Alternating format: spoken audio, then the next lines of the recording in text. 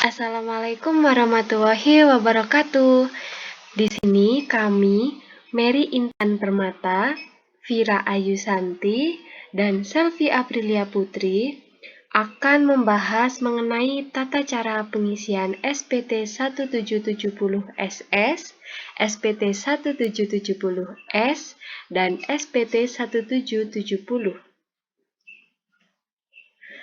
Baik, yang pertama, saya akan membahas mengenai tata cara pengisian SPT 1770SS. SPT 1770SS diperuntukkan bagi wajib pajak orang pribadi yang mempunyai penghasilan selain dari usaha dan/atau pekerjaan bebas dan jumlah penghasilan bruto tidak lebih dari 60 juta rupiah per tahun. Persiapan pengisian SPT 1770SS yang pertama yaitu siapkan bukti pemotongan PPh, kemudian siapkan daftar harta dan kewajiban pada akhir tahun, dan yang terakhir siapkan formulir SPT 1770SS. Di sini saya punya data wajib pajak. Nama wajib pajak adalah Aryadito dengan NPWP sekian, jabatannya PNS golongan 3D, status perkawinannya kawin dengan tanggungan 1. Informasi penghasilan tahun 2020, terdapat gaji tunjangan sebesar 48.327.696.000, honor tim sebesar 1.200.000 yang dibayar pada tanggal 25 Maret 2020. Jumlah penghasilan di total 49.527.696.000. Kemudian ada informasi harta dan kewajiban. Di sini harta ada rumah, perhiasan dan sepeda motor. Kemudian terdapat kewajiban yaitu KPR bank dan kredit motor. Langkah pertama, mengisi tahun pajak, NPWP, dan nama wajib pajak seperti yang ada pada gambar berikut ini.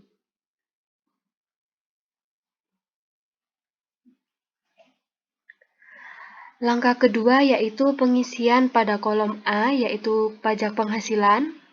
Yang pertama, mengisikan penghasilan bruto dalam negeri sehubungan dengan pekerjaan dan penghasilan neto dalam negeri lainnya.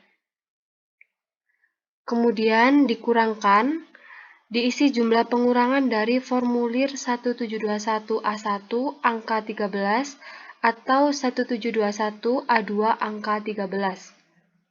Kemudian dilanjutkan dengan pengisian penghasilan tidak kena pajak.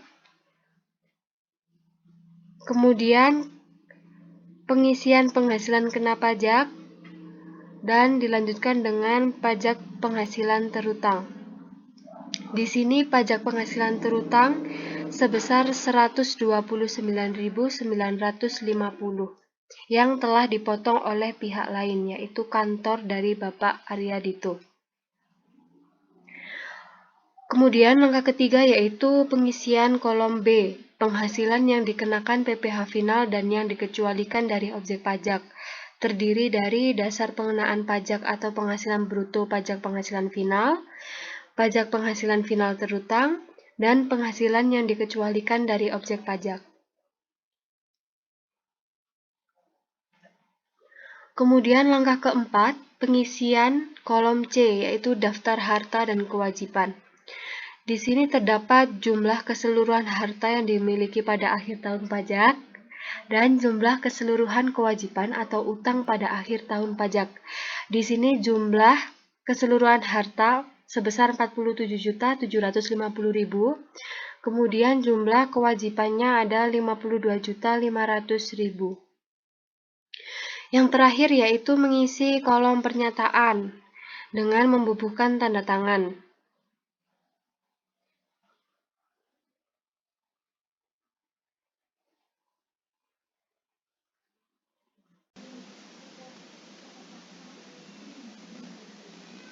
Selanjutnya, saya akan menjelaskan tentang pengisian formulir SPT 1770S. Yang pertama, kriteria wajib pajak yang bisa mengisi formulir SPT 1770S. Wajib pajak orang pribadi dengan penghasilan bruto sama dengan atau lebih dari 60 juta dari usaha atau pekerjaan bebas dari satu pemberi kerja. Di sini maksudnya wajib pajak yang bisa menggunakan formulir SPT 1770S ini berpenghasilan 60 juta lebih atau lebih dari sama dengan 60 juta per tahun. Terus penghasilan dari satu pemberi kerja. Nah, di sini saya akan memberikan contoh kasus dari pengisian formulir SPT 1770S. Yang pertama ini ada data wajib pajak dengan nomor urut 1721A1 yaitu 00001, tanggal pemotongannya tanggal 1 Januari 2014 dengan nama pemotong pajak PT Visa Cemerlang yang telah ber-NPWP beralamatkan di Jalan Jenderal Sudirman, Kota Batu. Nama pegawai tetapnya itu Dimas Anggara, telah memiliki NPWP, berstatus kawin dengan 3 anak, dan menjabat sebagai manajer keuangan. Nah, di sini ada perhitungan PPh pasal 21 atas gaji tetap pegawai. Gajinya Pak Dimas itu 60 juta per tahun, ditambah dengan tunjangan hari raya yaitu sebesar 5 juta, sehingga jumlah penghasilan brutonya 65 juta rupiah, dengan dikurangi biaya jabatan 5% dari jumlah penghasilan bruto itu tadi, jadi 65 juta dikali 5% diperoleh 3.250.000 rupiah. Terus penghasilan ini diperoleh dari jumlah penghasilan bruto dikurangi dengan biaya jabatan diperoleh 61.750.000 rupiah. Untuk PTKP itu sendiri, PTKP penghasilan tidak kena pajak K3. K3 itu maksudnya kawin dan memiliki 3 anak. Nominalnya 32.400.000 rupiah. Terus penghasilan kena pajaknya ini diperoleh dari penghasilan neto itu tadi sebesar 61.750.000 rupiah dikurangi dengan PTKP K3 sejumlah 32.400.000 rupiah, sehingga PKP-nya diperoleh 29.350.000 rupiah. Nah, untuk perhitungan PPh terutang ini ada rumusnya. Jadi rumusnya itu, jika PKP-nya di bawah 50 juta, yang pertama, jika PKP-nya di bawah 50 juta, maka dikalikan dengan 5%. Yang kedua, jika PKP-nya kisaran 50 hingga 250 juta rupiah, itu dikalikan 15%. Yang ketiga, jika PKP-nya 250 juta hingga 500 juta rupiah, itu dikalikan 25%. Dan yang terakhir, untuk PKP-nya di atas 500 juta, itu dikalikan 30%. Nah, di sini kan penghasilan kena pajaknya di bawah 50 juta, yaitu sebesar 29.350.000 rupiah.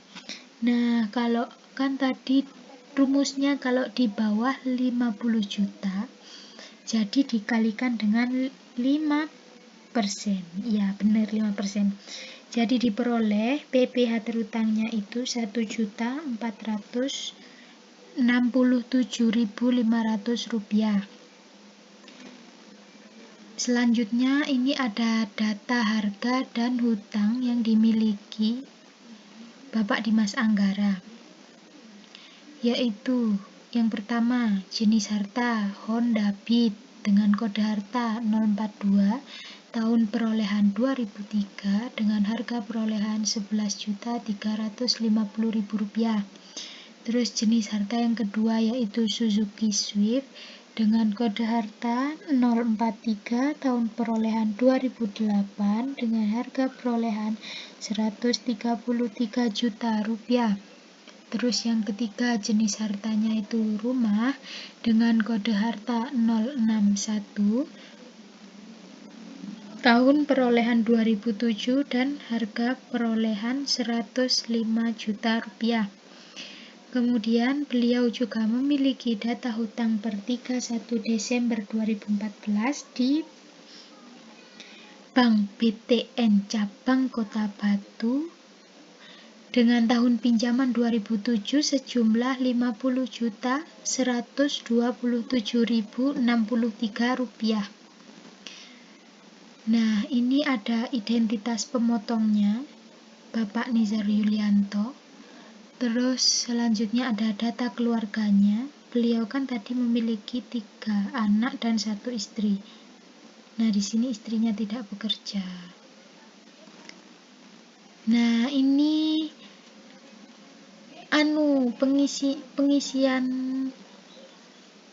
pengisian formulirnya. Yang pertama itu mengisi identitas. Mengisi identitas itu ada NPWP, nama wajib pajak, pekerjaan, nomor telepon, dan lain-lain. Di sini selanjutnya mengisi kolom A sampai G. Untuk kolom A sendiri yaitu penghasilan itu tadi sejumlah Rp61.750.000. Terus untuk kolom B itu penghasilan kena pajak. Nah, kan tadi sudah saya jelaskan kalau penghasilan kena pajak itu rumusnya penghasilan itu dikurangi dengan PTKP. Kan tadi PTKP K3-nya itu sejumlah Rp32.400.000 dan penghasilan itunya Rp61.750.000. Nah, penghasilan itunya itu tadi dikurangi dengan PTKP diperoleh PKP Rp29.350.000. Nah, tadi sudah saya jelaskan juga kalau PKP di bawah 50 juta itu dikalikan dengan benar 5%. Jadi 29.350.000 itu dikalikan dengan 5% dan diperoleh Rp1.467.500. Nah, yang paling bawah sendiri itu ada kolom pernyataan wajib pajak. Nah, ini itu buat apa sih kolom pernyataan itu? Nah, di sini buat membuktikan kalau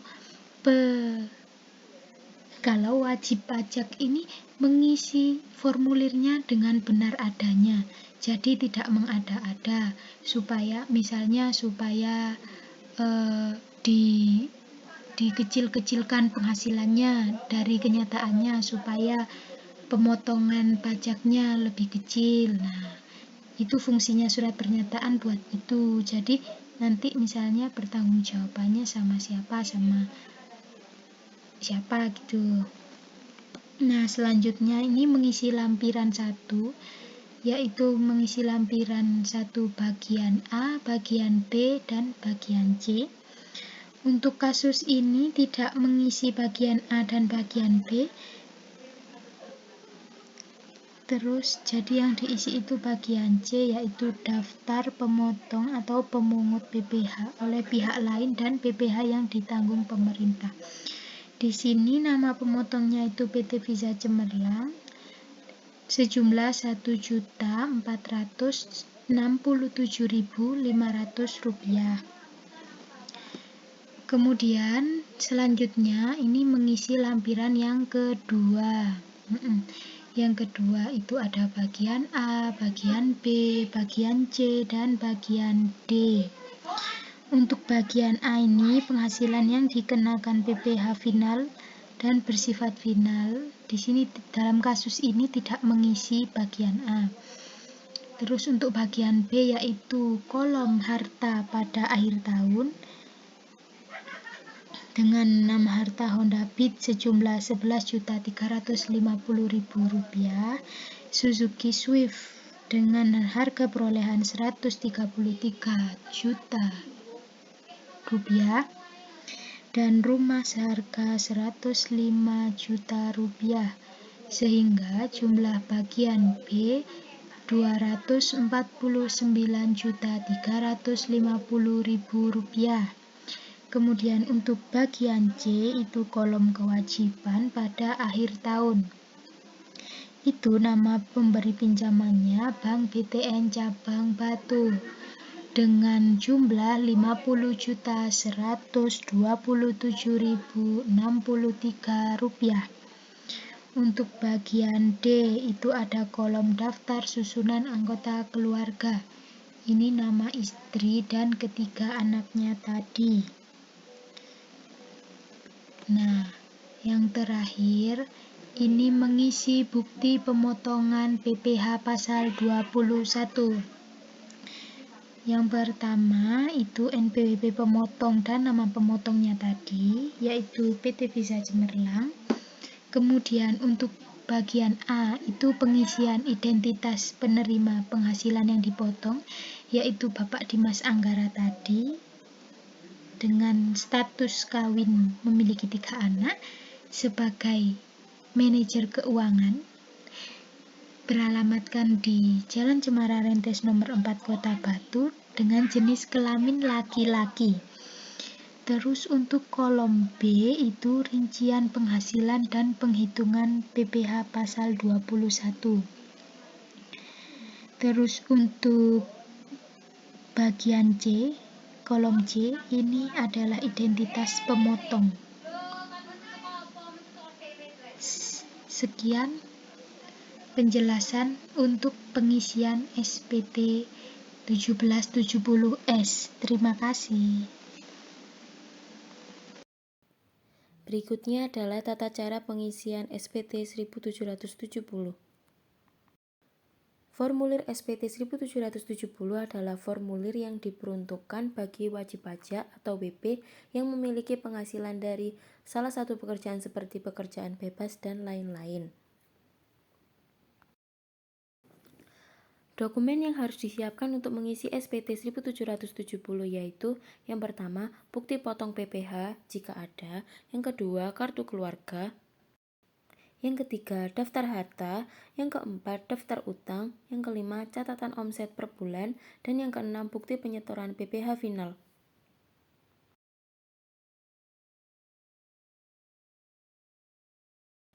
Berikut ini adalah data terkait dengan orang pribadi tahun pajak 2018 dengan nama wajib pajak NPWP Subagio, alamat rumah Jalan Kenangan nomor 112 Malang, telepon 0341678125 dengan pekerjaan pedagang atau toko bebas perancangan dengan KLU merek toko usaha yaitu perancangan. Daftar susunan keluarga yang pertama Siti Maimunah sebagai istri, yang kedua Ahmad Zidan yaitu anak, yang ketiga Romi yaitu adalah anak, yang keempat Anita Lestari yaitu adalah anak. Penghasilan yang diperoleh toko perancangan selama tahun 2018 yaitu sebesar Rp575 juta. Harta yang dimiliki Tuan Subagio sebagai berikut. Yang pertama, rumah, harga perolehan tahun 1995 dengan harga perolehannya Rp10 juta. Yang kedua, sepeda motor Honda Grand dengan tahun perolehan 2013 dan harga perolehan Rp3.500.000. Dan keluarga ini memiliki utang di Bank BRI sebesar Rp45 juta. Selanjutnya yaitu pengisian SPT 1770. Yang pertama yaitu mengisi di SPT 1770 lampiran 4 Di bagian A yaitu harta pada akhir tahun. Jenis harta yang pertama adalah rumah, yaitu tahun perolehannya adalah 1995 dengan harga perolehan 10 juta rupiah dengan keterangan warisan. Yang kedua, sepeda motor Honda Grand, tahun perolehan 2013, harga perolehan 3.500.000 dan keterangan N4551 IB. Selanjutnya yaitu di bagian B, kewajiban pada akhir tahun pada Bank BRI pada tahun peminjamannya yaitu tahun 2013 dengan jumlah 45 juta rupiah. Pada bagian C, daftar susunan anggota keluarga yaitu istri Maimunah sebagai ibu rumah tangga, Ahmad Zidan, mahasiswa, Romi, mahasiswa, Anita Lestari, mahasiswa, dengan status masing-masing yaitu 1 istri dan 3 anak. Yang berikutnya yaitu lampiran ketiga, di bagian A yaitu penghasilan yang dikenakan pajak final, dan bagian B penghasilannya tidak termasuk objek pajak, bagian C penghasilan istri yang dikenakan pajak serta terpisah tidak diisi oleh wajib pajak. Setelah itu wajib pajak wajib menyiapkan bukti potong pajak dari pihak ketiga atau pihak lain. Di sini tertera Rp150.000. Setelah itu mengisi formulir 1770 lampiran 2. Di bagian A, daftar pemotongan pemungutan PPh oleh pihak lain, PPh yang dibayar atau dipotong luar negeri, dan PPh ditanggung pemerintah. Bendahara Dinas Pendidikan, tanggal pemungutannya 15 Maret 2018, jenis pajak PPh pasal yaitu PPh pasal 22 dengan jumlah PPh yang dipotong yaitu Rp150.000. Setelah itu mengisi formulir 1770 lampiran 2 halaman kedua. Di bagian B, penghasilan neto dalam negeri dari usaha dan atau pekerjaan bebas. Di sini dikarenakan perusahaan dagang, yaitu diisi di dagang, dan peredaran usahanya Rp575 juta dengan norma 20% dan penghasilan netonya Rp115 juta. Selanjutnya yaitu mengisi formulir 1770 lampiran 2 halaman 2 bagian C, yaitu penghasilan neto dalam negeri sehubungan dengan pekerjaan tidak diisi. Lalu lanjut di halaman kedua bagian D, yaitu penghasilan neto dalam negeri lainnya, di sini juga tidak diisi. Berikutnya yaitu pengisian SPT 1770 lampiran 1 yang telah dibahas pada sebelumnya. Di bagian A penghasilan neto yaitu di poin 1 Rp115 juta, lalu diisi lagi di poin 2, 3, dan 4 itu kosong, lalu dilanjutkan di poin 5 jumlah penghasilan neto yaitu Rp115 juta, lalu di bagian 7 jumlah penghasilan neto setelah pengurangan zakat yaitu Rp115 juta. Selanjutnya di bagian B penghasilan kena pajak yaitu di poin 9 jumlah penghasilan neto setelah kompensasi kerugian tetap jadinya Rp115 juta. Lalu penghasilan tidak kena pajak dengan status kawin dengan memiliki 3 anak yaitu Rp72 juta. Dan penghasilan kena pajak dari poin 9 dikurangi poin 10 jadinya Rp43 juta. Yang ketiga yaitu PPh terutang. Di sini PPh terutang tarif pasal 17 UU PPh dikalikan angka 11 yaitu Rp6.450.000. Lalu selanjutnya di poin 14 jumlah PPh terutang di poin 12 ditambah 13 yaitu Rp6.450.000. Selanjutnya yaitu di kredit pajak. PPh yang dipotong atau dipungut oleh pihak lain sebesar Rp150.000. Di poin 16 yaitu PPh harus dibayar sendiri yaitu Rp6.300.000. Dan di poin 17 PPh yang dibayar sendiri di poin A PPh pasal 25 bulanan yaitu Rp6.300.000. Dan di poin 18 jumlah kredit pajak 17A, B, dan C yaitu Rp6.300.000. Selanjutnya yaitu PPh kurang atau lebih bayar yaitu di poin 19 yaitu PPh kurang bayar pasal 29 tanggal lunasnya 25 Maret 2019 dengan jumlah 0. Lalu, angsuran PPh pasal 25 pajak berikutnya yaitu setengah kali jumlah pada angka 16 yaitu 0.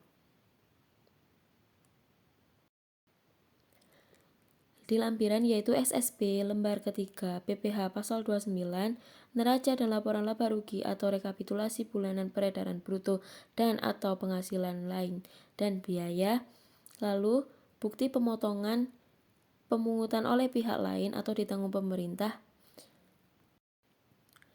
dan yang dibayar atau dipotong di luar negeri.